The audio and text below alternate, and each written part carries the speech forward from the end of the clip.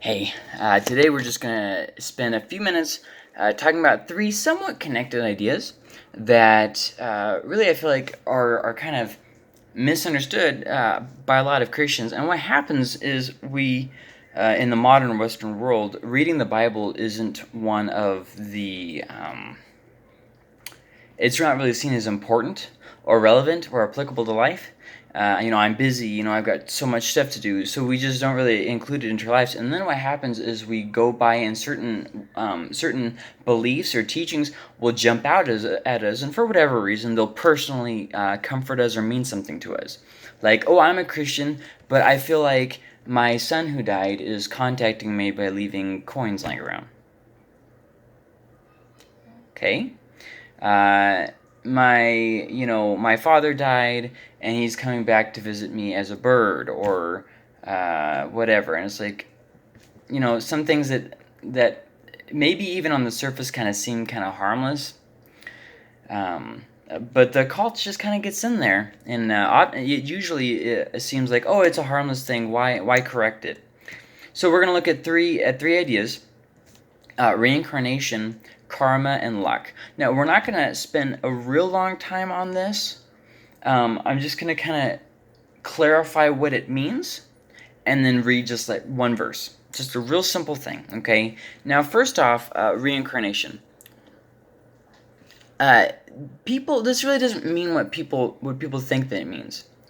What reincarnation means is, so there's this kind of cosmic thing going on, right?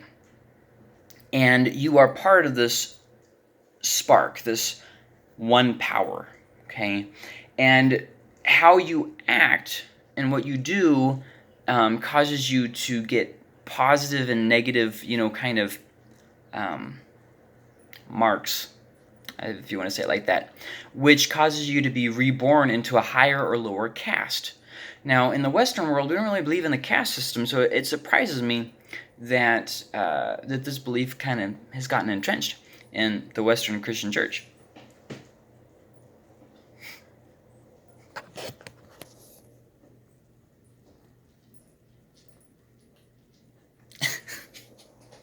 She would feel ashamed if she knew. But anyways, what people think reincarnation means is that when you die, you come back and there's that bit of that person, and they don't really think out the thought. They don't really think out the belief or the doctrine. They just kind of like, oh, that's nice.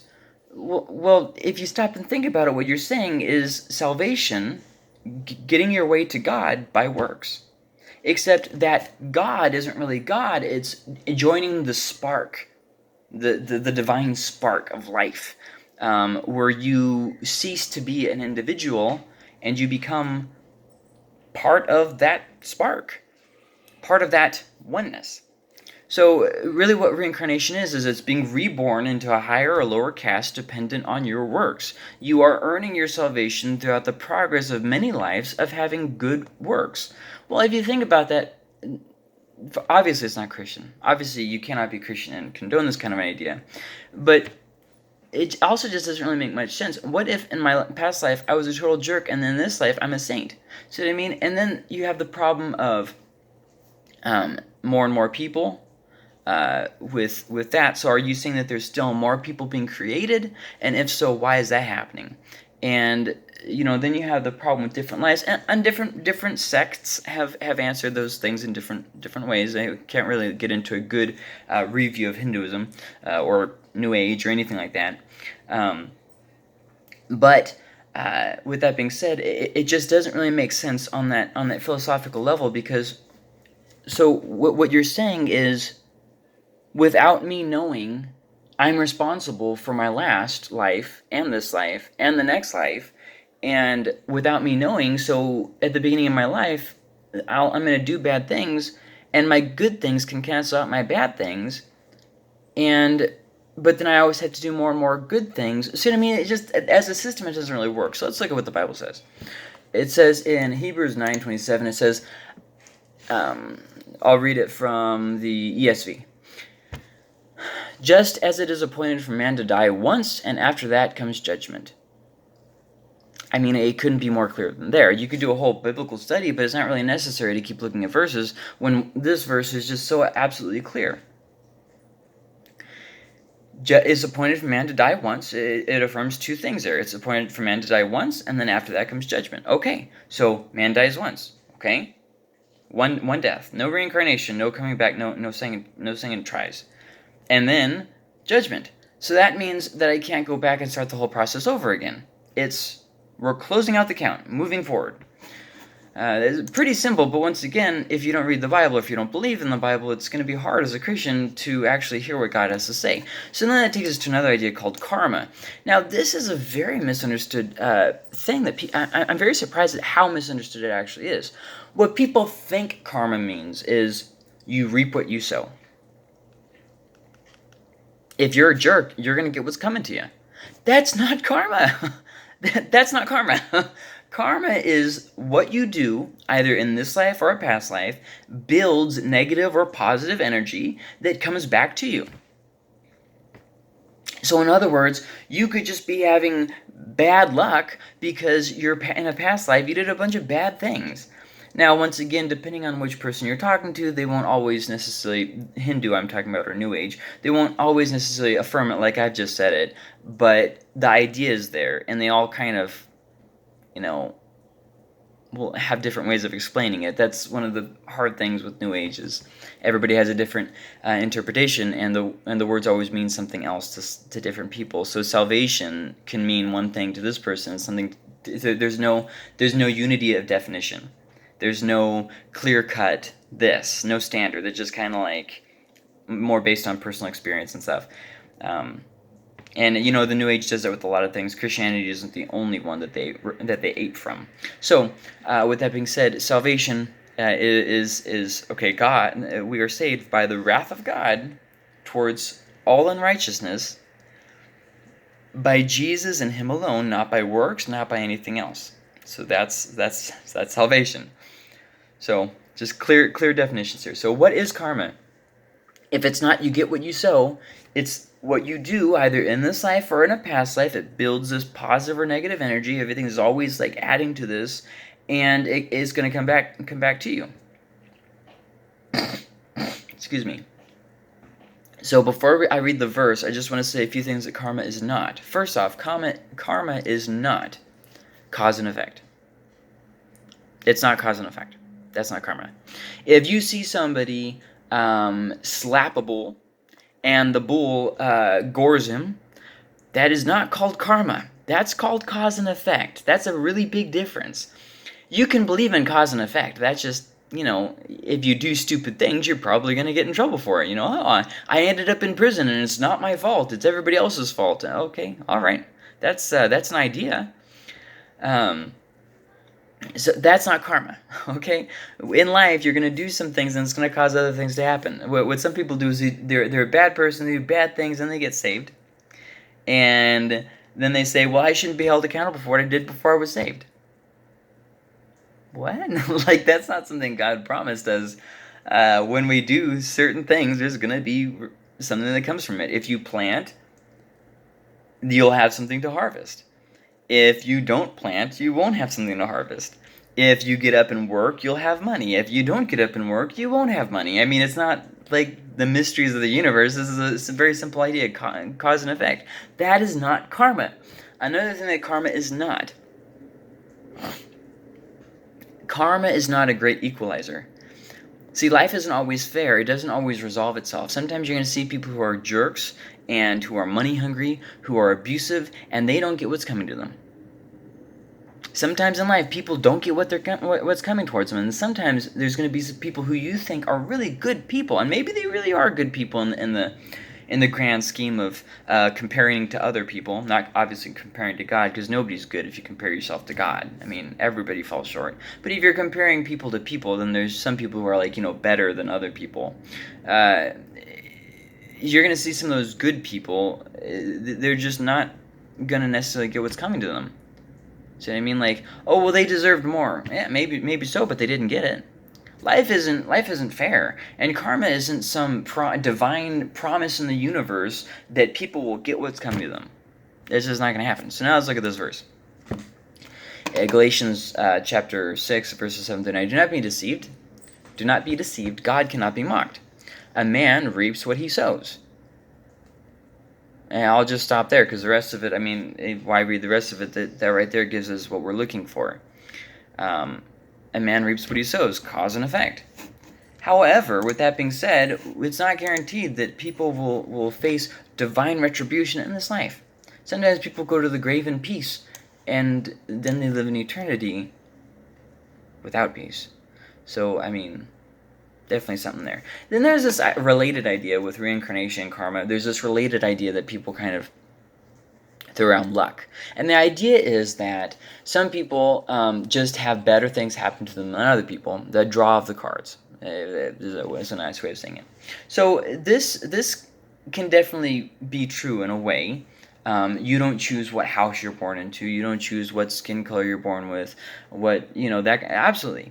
And I'm not saying that you can't, work and you can't turn things around and you can't change things. I'm not saying that either.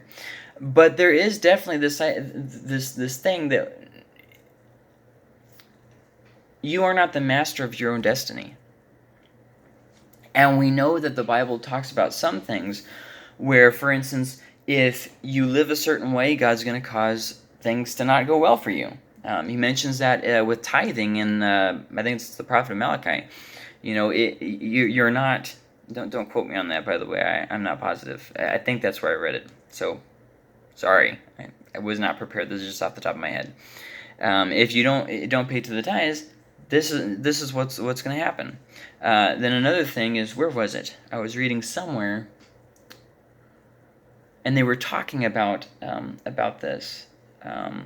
Oh yes, if you mistreat your spouse, God won't answer your prayers. If you are disrespectful and dishonorable to your parents. So these are all kinds of things that can have a big effect.